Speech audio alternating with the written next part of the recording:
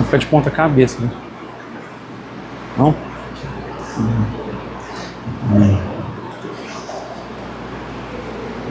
Meus irmãos, bom dia, graça e paz. Há 15 dias atrás nós iniciamos uma série aqui que eu chamei de Soberania das Esferas. Esse é um termo cunhado pelo reformador Abraham Kuyper. E a ideia que ele quer apresentar é que existem várias esferas na vida e todas elas possuem o seu significado atribuído por Cristo. Se a gente não enxergar a vida à luz das Escrituras e da Palavra de Deus, a gente não consegue viver de acordo com aquele significado atribuído pelo Logos. E aí a gente vai ver cada uma dessas esferas, começando da instituição principal que é a família, a instituição primária da sociedade. E para falar de família eu gostaria de começar falando de casamento, e a gente vai falar alguns domingos aqui sobre casamento.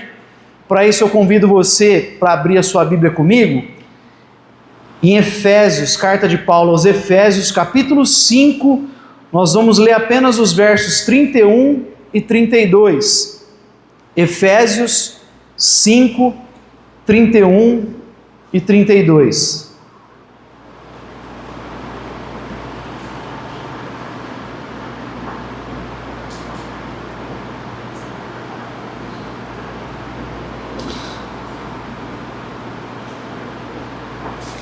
Todos encontraram? Efésios 5, 31 diz assim: Por isso o homem deixará seu pai e sua mãe, e se unirá à sua esposa, e os dois serão uma só carne. Este é um grande mistério, digo, porém, a respeito de Cristo e da igreja. Te damos graças, Pai, pela tua palavra. Pedimos que nessa hora o teu Espírito venha ministrá-la em nosso coração, a fim de que venhamos a viver de acordo com os princípios que o Senhor estabeleceu para essa área da nossa vida, que é o casamento, a nossa família, que eles possam estar alicerçados na tua santa palavra. É o que te pedimos em nome de Jesus. Amém. Meus irmãos, não é incomum nós ouvirmos nos nossos dias uma visão pessimista em relação ao casamento. Quem aqui nunca ouviu uma piadinha sobre casamento? Quem nunca ouviu quando o sujeito vai casar dizer, olha, vai se enforcar, né? Já ouviu? Todo mundo já deve ter ouvido esse tipo de piada pessimista. É uma visão pessimista em relação ao casamento. Muitos não querem se casar ou postergam ao máximo o casamento em suas vidas, e sobre várias justificativas, várias desculpas. Uma delas é que o casamento ele gera infelicidade, que as pessoas casadas não são felizes. Você vai ouvir isso em larga escala na sociedade de hoje. A outra é que antes de formalizar o casamento de maneira formal, na igreja, diante de Deus, ou até diante dos homens, eles preferem uma experiência de morarem juntos. Vamos ter primeiro uma experiência para ver como que é, vamos experimentar um pouco a relação sexual para ver se bate, se casa. Essas são as justificativas, antes de formalizar uma aliança. Existem outras desculpas, como a de adquirir bens. Não, eu não vou casar agora porque solteiro eu consigo trabalhar, e aí eu vou adquirir riquezas, então primeiro eu vou construir a minha vida, eu quero ter muitas riquezas, aí lá na frente, velho, talvez eu me case, eu quero dinheiro em primeiro lugar. Então essas são geralmente as justificativas em relação ao casamento, essa visão pessimista. Todavia, quando a gente vai para a realidade, baseada em pesquisa, em fatos, a gente vê que nenhuma dessas justificativas se sustentam.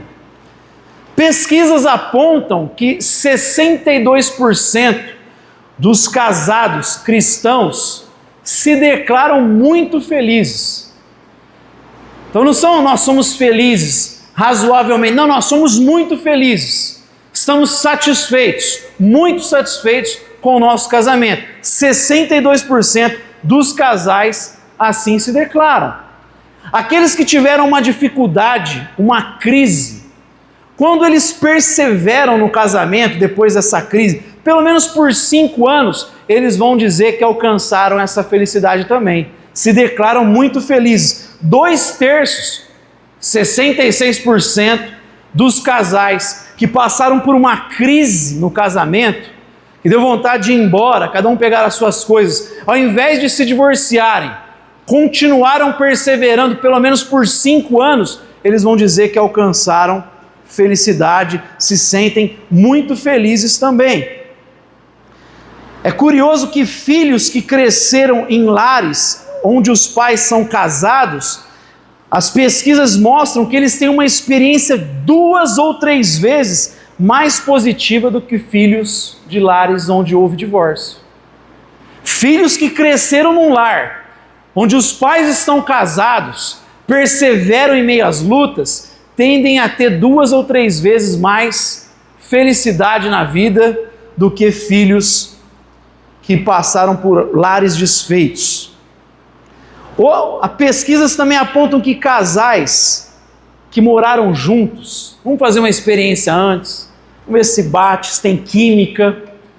As pesquisas mostram que eles têm uma tendência maior, uma probabilidade maior de se divorciarem. Então essa experiência que diz, vamos primeiro ver como é que é, no final ela revela que não dá certo. As pesquisas, os estudos mostram que há uma probabilidade maior dessas pessoas se divorciarem.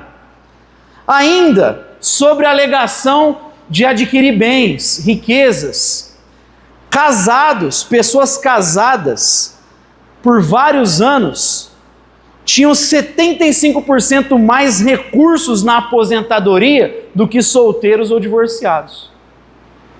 Indivíduos casados no final da vida têm 75% mais bens do que pessoas solteiras que alegam, vou trabalhar e construir a minha riqueza. No final da vida, os casados se revelaram com mais bens, com mais posses. Homens casados tendem a ganhar de 10% a 40% mais do que homens solteiros com a mesma formação acadêmica. Mesma formação, pode ter a mesma idade, mas geralmente os casados tendem a ganhar de 10% a 40% mais, segundo também pesquisas. Por quê? Porque pessoas casadas apresentam maior saúde física, saúde mental. Pessoas casadas, elas recuperam o equilíbrio mais rapidamente. A cobrança e a disciplina dos cônjuges para ter mais responsabilidade, para postergar às vezes uma coisa que você quer comprar, para poupar, faz com que eles ajuntem mais. Coisa que o solteiro não tem. O solteiro, ele pode se dar ao luxo às vezes de falar assim, não vou trabalhar hoje, não quero, cansei daquele chefe, vou experimentar outra coisa. Mas o casado, olhando para os filhos, para a responsabilidade que tem, ele não pode dar esse capricho e falar, hoje eu não vou. Cansei daquele chefe. Ele sabe lidar com a pressão, supera dificuldades, obstáculos, ele amadurece, ele cresce, porque ele tem uma casa para cuidar. Ele tem família, ele tem filho para alimentar. Então essa cobrança mútua dos cônjuges fazem com que eles acumulem mais, que eles consigam chegar na aposentadoria melhores. Então todo esse pessimismo que a nossa geração apresenta em relação ao casamento cristão, quando ela se depara com a realidade, quando ela se depara com os fatos, ela se mostra equivocada. Então, se a realidade não é essa, de onde que vem esse pessimismo? Se não é do conceito de casamento cristão, porque os casais cristãos se declaram muito felizes, conseguem através da cobrança ter uma vida melhor cada vez mais. Os filhos têm uma visão mais positiva em relação à vida. Então, da onde vem esse pessimismo se a realidade mostra que não é fruto do casamento cristão? E aí, quando a gente olha para a origem desse pessimismo, nós vamos perceber que na verdade ele vem de um conceito, de uma ideia moderna, de uma ideia iluminista, que diferente do conceito antigo de casamento, que nem sempre era totalmente bíblico, mas ainda carregava muitos valores bíblicos, como a ideia de trabalhar pelo bem comum, a ideia de levar o nome da família, né, os filhos, de preservar isso. Essa ideia iluminista, moderna, secularista, ela visa, na verdade, a satisfação emocional e sexual do indivíduo. É como se o casamento fosse um contrato onde marido e mulher são sócios e cada um tem que suprir as expectativas emocionais e sexuais do outro. Tem uma ideia de que o sexo tem que ser sempre estimulante, tem que satisfazer a minha personalidade, o cônjuge tem que me aceitar como eu sou, sem querer me confrontar, me mudar. Essa ideia, até ingênua, que a gente vê em filmes, novelas, a busca pela minha alma gêmea. Eu quero a minha alma gêmea, que ela vai suprir, ela vai me aceitar, ela vai casar com a minha personalidade. Eu não quero diferenças, esse problema, né? Eu não quero ninguém me confrontando. Então essa ideia não é bíblica, essa ideia não é cristã. Deus não manda você procurar a sua alma gêmea, que tenha que suprir os seus desejos, as suas expectativas. Não é assim que a Bíblia declara, como nós vimos. É uma ideia secularista, uma ideia proveniente do iluminismo, esse momento onde os homens começam a se assentar sobre a razão humana, e ela passa a ser o crivo da verdade, de todas as coisas, e ao invés do centro ser Deus, e com todas as críticas que podem ser feitas, são passíveis de serem feitas no período anterior à modernidade, no período da Idade Média, a igreja ainda estava no centro, a ideia de Deus era o critério para o certo e errado, para a verdade. Na modernidade é o homem que está no centro. E aí ele começa não mais buscar o significado atribuído por Deus para as coisas, mas ele mesmo passa a dar o significado para as coisas, inclusive para o casamento. Agora, isso começou há séculos atrás. Hoje estamos num período acentuado, em que nem sequer talvez a razão, mas muito mais os afetos estejam no centro. A sociedade pós-moderna é o sentimento, que é o parâmetro para todas as coisas. Isso na sociedade e muitas vezes dentro da igreja. Como eu costumo falar aqui, né? O culto foi bom porque eu senti arrepio. Aí o sentimento passa a ser critério de se o culto foi bom ou não, ao invés de ser a fidelidade aos princípios, à palavra. Então no nosso contexto isso está mais acentuado, ainda pautado no homem, mas muito mais na subjetividade, nos afetos. Então é daí que vem essa ideia de busca pela alma gêmea, por satisfação emocional, sexual, e é por isso que às vezes acaba casamento. Ah, pastor, a gente tem uma incompatibilidade, gênios, a gente não vai, mas quem que tem compatibilidade? Homem e mulher são diferentes, culturas que nós somos criados são diferentes.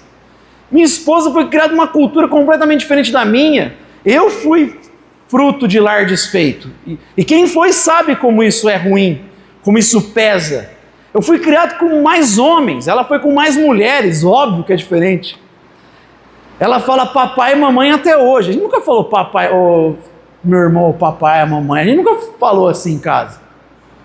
É o pai, a mãe, mas é um pouco mais bruto. E óbvio que a gente vai ter diferenças e dificuldades. Então esse papo, pastor, eu quero separar porque eu não estou mais feliz. Aí o cristão reverbera um conceito moderno, que ele não entendeu o que é casamento à luz da Escritura. Pastor, eu quero me divorciar, eu não sou feliz. Quem disse que você casou para ser feliz, para procurar a sua própria felicidade? Quem disse que você tem que se sentir bem em todo momento? Esse conceito, que é a origem do pessimismo, na verdade, ele inclusive joga um peso demasiado no cônjuge. Ele joga sobre o outro um conjunto que não é real, de expectativa, que vai frustrar ambos. Aquele que está esperando e o outro que não consegue suprir. Porque esse tipo de expectativa, na verdade, é algo que a gente tem que projetar em Deus e não no cônjuge. Porque quem traz para nós sentido para a nossa vida, quem traz felicidade para o nosso coração, quem traz satisfação para a nossa vida é Deus. E você não pode colocar sobre os ombros da sua esposa ou do seu marido algo que só Deus pode suprir. Tem muita gente fazendo isso. Isso é idolatria. Você está projetando no seu cônjuge que ele te acolha do jeito que você é, que ele realize seus desejos, que ele traga felicidade para a tua vida, sentido. Isso é Deus. Já diz a Confissão de Westminster que a principal função do homem, propósito, é glorificar a Deus e ter prazer nele sempre. Glorificar a Deus e desfrutá-lo sempre. Nós vivemos para isso. Agostinho de Hipona, o nosso coração anda inquieto, só vai encontrar descanso quando repousar em Deus. Não é quando repousar no cônjuge. Não é quando procurar descanso na esposa, no marido, no filho, no pai, no trabalho. Em Deus, só Deus. Isso tem a ver com aquilo que Agostinho ensinava, ordo amores, a ordenação dos amores. Primeiro é Deus. Aí você vai ordenando os seus amores e vai colocando de acordo com aquilo que cada coisa, aspecto merece. Você não pode depositar o amor que Deus merece na pessoa. Você tem que ordenar os seus amores. Deus é o centro e você vai ordenando em torno de Cristo Jesus. É isso que a Bíblia e a tradição cristã ensina. Então, meus irmãos, uma vez que é injusto projetar sobre o outro, uma vez que esse pessimismo não vem do cristianismo, que a gente viu alguns dados de pesquisas e estudos, a gente tem que procurar entender então uma verdade pelo menos sobre o casamento que eu gostaria de destacar aqui nessa manhã. O tema da mensagem aqui é o mistério do casamento, que eu gostaria de focar hoje especialmente nessa expressão que Paulo diz. Ele começa no versículo 31, deixará o homem pai e mãe e se unirá à sua mulher. Está repetindo o Gênesis. E aí ele vai falar assim, isso é um mistério. Eu me refiro a Cristo e à igreja. Paulo usa essa expressão mistério e outra vez nessa carta, não só aqui, mas ele vai usar essa expressão grega também no capítulo 3, no verso 9, onde ele vai dizer que o mistério que estava oculto foi revelado, e ele fala que esse mistério é a redenção em Cristo. O mistério é o evangelho da graça. O mistério é a salvação que Cristo proporciona ao ser humano. O mistério é que em Cristo todas as coisas serão redimidas. O mistério é que através da igreja Jesus está se manifestando. Tem a ver com o evangelho. Ou seja, o mistério para Paulo é o evangelho, a redenção. Tem a ver com a glória de Deus. E o curioso é que na instituição do casamento, a ideia, lá em Gênesis 2, porque ele está fazendo esse paralelo do casamento homem-mulher com o casamento entre Cristo e a igreja. A ideia é que quando Deus institucionalizou o casamento, colocou homem e mulher, macho e fêmea, ele já está colocando o casamento para ele ser um sinal do evangelho da graça. É como se Deus estivesse colocando uma pista para os homens do que é o evangelho. A Bíblia começa com o casamento. Então Gênesis 2:24, por isso deixará o homem pai e mãe e se unirá à sua mulher e os dois se tornarão uma só carne. Agora vai comigo em Apocalipse capítulo 19. Vamos para o último livro da Bíblia. Apocalipse capítulo 19.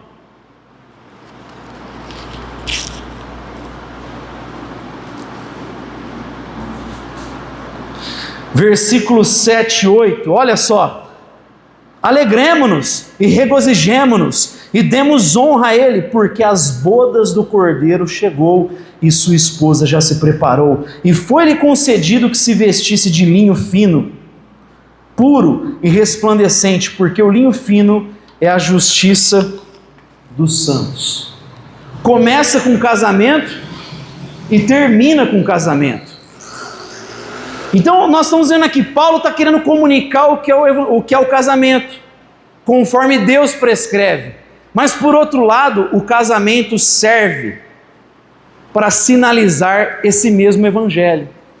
Então pensa comigo, Você não se casou simplesmente para você ter um companheiro do lado, para você ter satisfação, que obviamente a gente encontra também, mas existe um propósito maior para o casamento.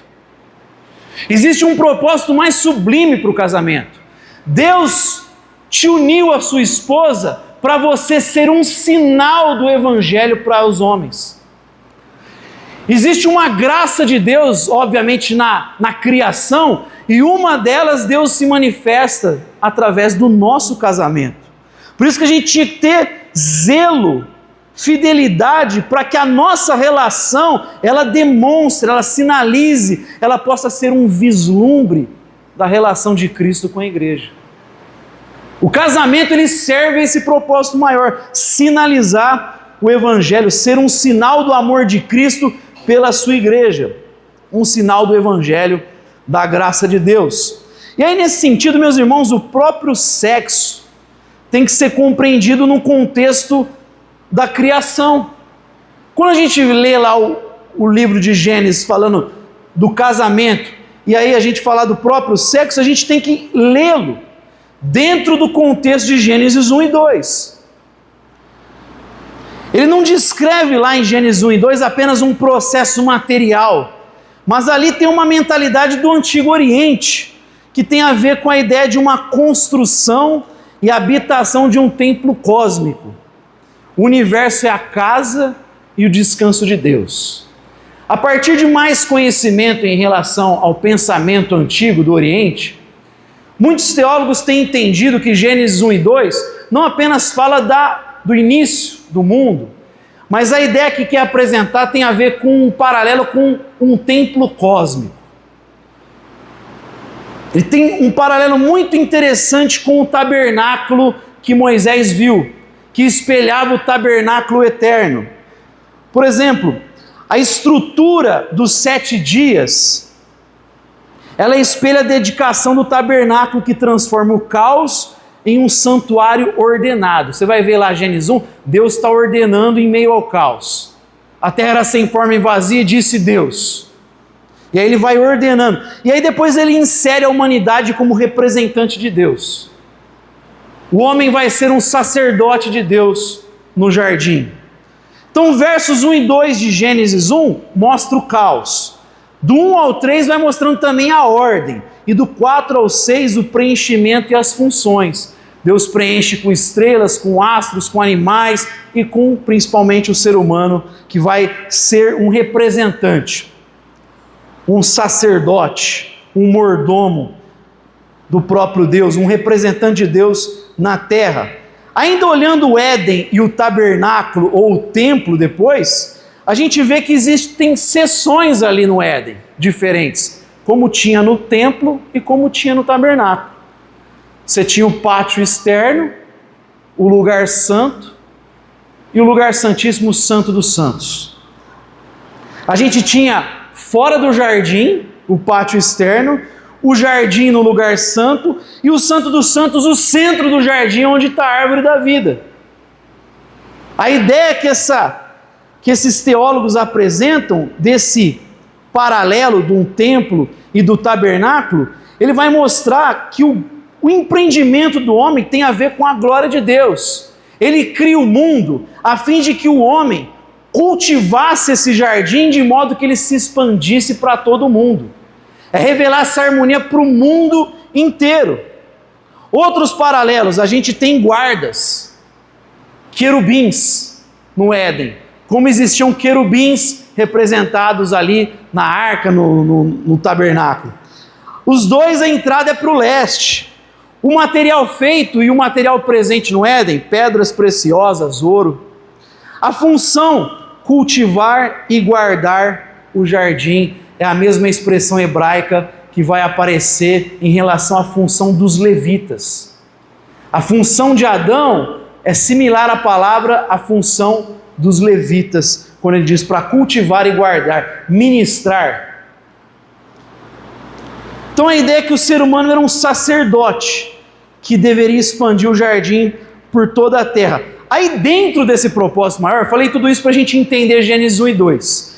Dentro desse contexto, então imagina lá o Éden e muitas culturas do Oriente Antigo, havia um jardim ali representando a ideia de templo, onde tinha que cultivar contra animais impuros, né, em outras culturas.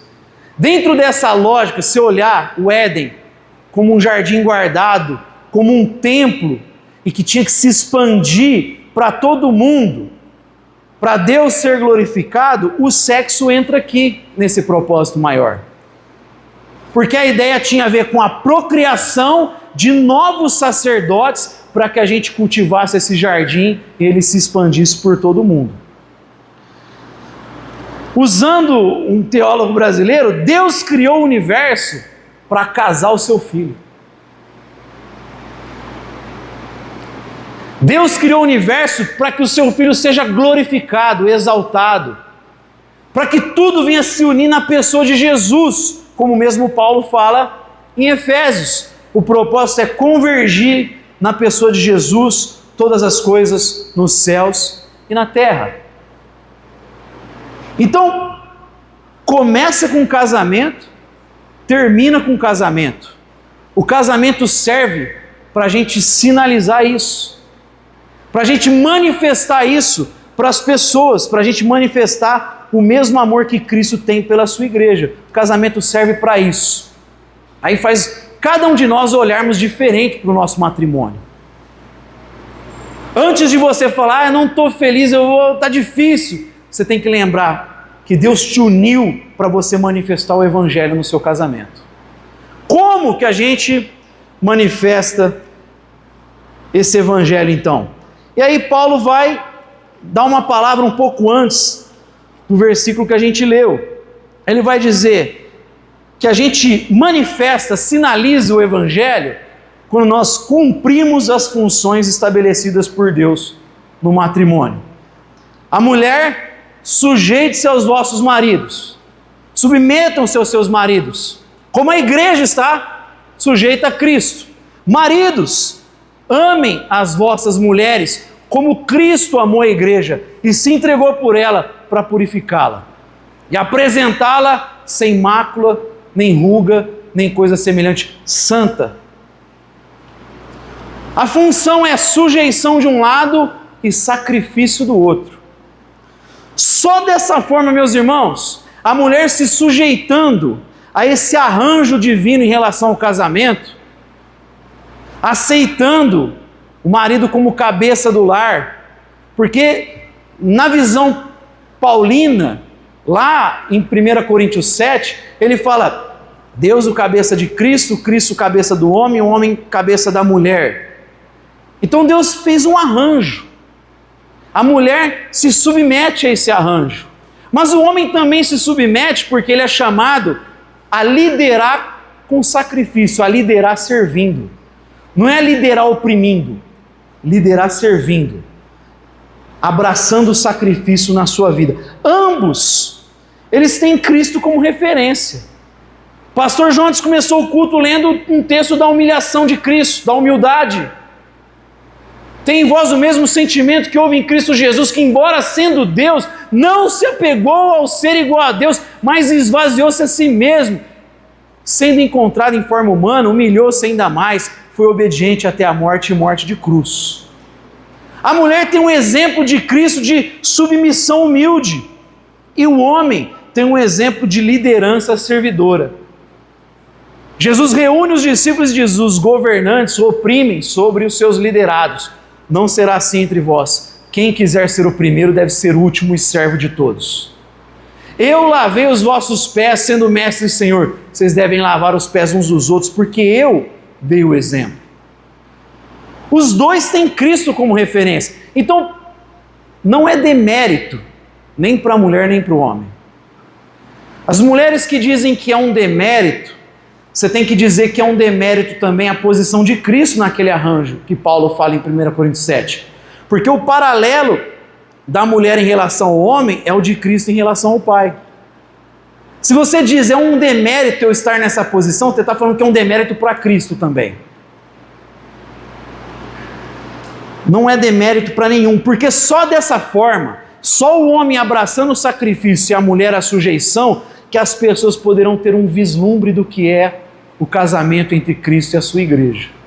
Só assim as pessoas vão poder perceber, terem um sinal, sentir um pouco do aroma do casamento, das bodas do Cordeiro. Vai ser uma pista para elas olharem que existe um Deus que ama, que enviou seu Filho para trazer redenção. As pessoas cegadas pelo Deus dessa era, ao olharem para o nosso matrimônio, se ele estiver submisso a esse propósito maior, elas vão poder experimentar um pouquinho das bodas do Cordeiro. Agora, meus irmãos, olha que interessante, porque até dentro de uma perspectiva sociológica isso é bom. A mulher, obviamente, não é inferior ao homem. Tão inteligente quanto, não existe essa ideia de inferioridade na Bíblia. Mas, obviamente, há uma vulnerabilidade na mulher. Pedro fala para reconhecer como uma parte mais frágil. Biologicamente a gente sabe, né? O pessoal da cultura woke está tentando dizer que não tem diferença. Aí coloca homem, né, trans para lutar com a mulher, que arrebenta com a mulher. Tem um que virou jogador de vôlei, né? Chamava Rodrigo, agora é Tiffany. Ele passou a ser o melhor jogador, né? Entre os homens não estava nem entre os 100. Mulher que mais pontua. Óbvio que há diferença. Existe uma vulnerabilidade na mulher por conta desse peso vocacional da procriação. Como eu falei aqui, o sexo, além do prazer, da dádiva que Deus deu, o sexo é uma bênção, não é uma coisa impura, como muito crente às vezes acha que é. Ele, além disso, responde para algo maior. Essas coisas prazerosas da vida, elas só servem para refrescar a nossa memória que tem um prazer maior que é Deus.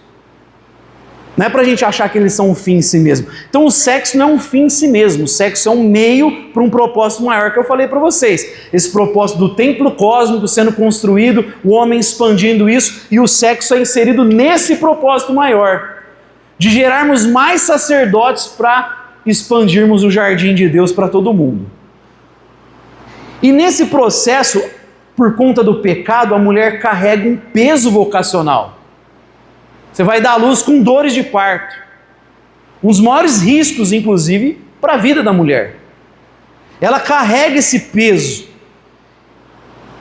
E, consequentemente, há uma certa dependência de cuidado, de proteção, de provisão. Existe essa vulnerabilidade.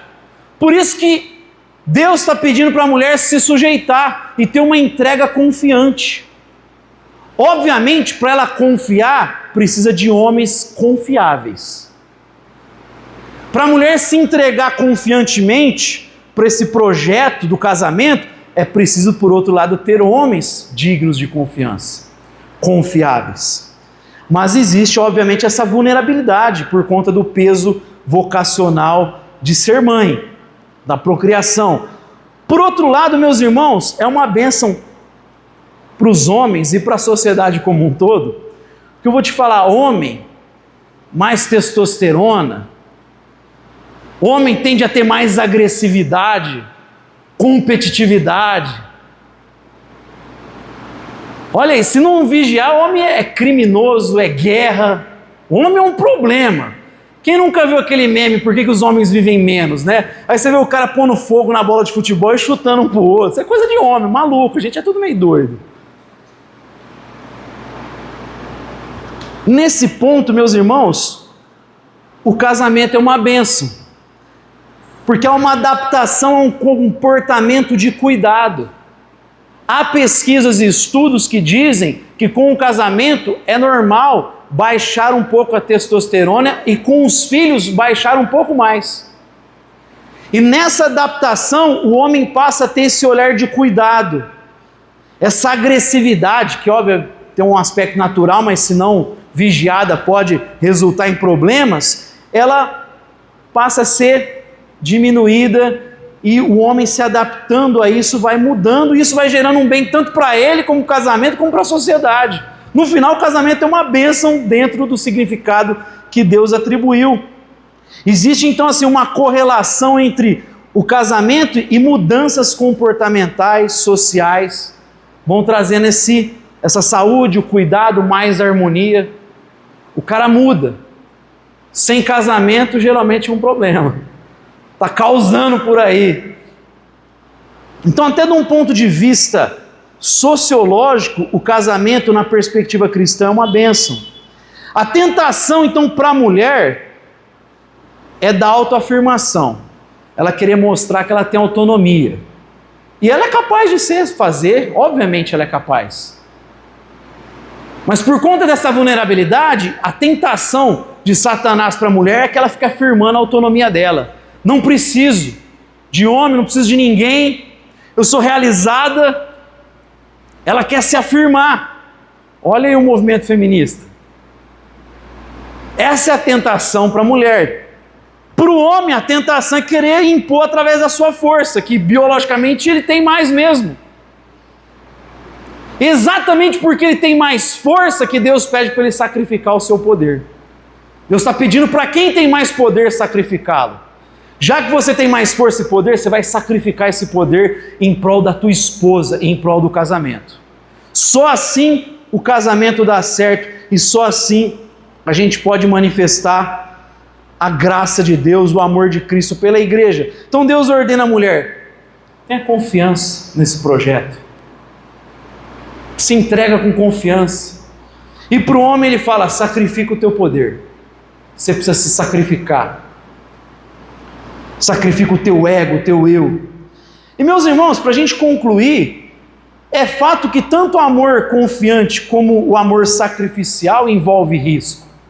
Você pode estar pensando aí, mulher, falando assim, eu vou me entregar a esse cara, esse ele me engana.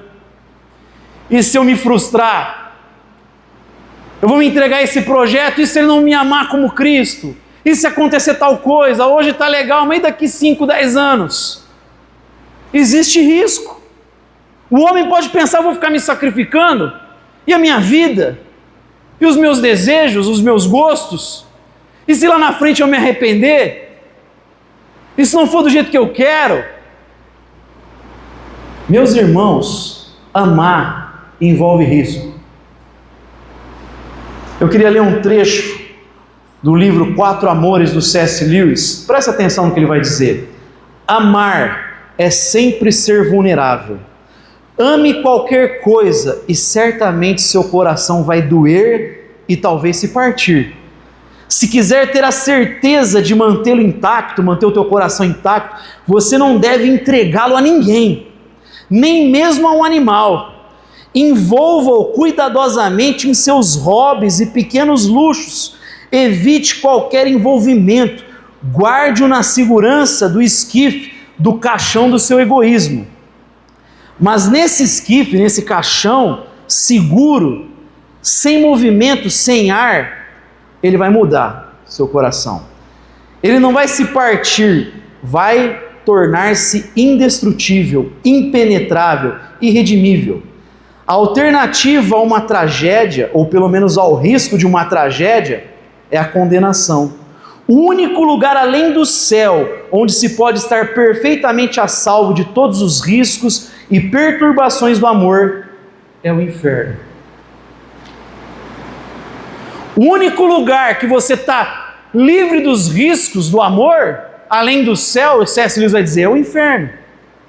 Então se você está com medo e quer guardar o teu coração por medo de se arriscar pela sua família, pela sua esposa, pelo seu marido, ele vai dizer, ele vai ficar impenetrável o teu coração, endurecido.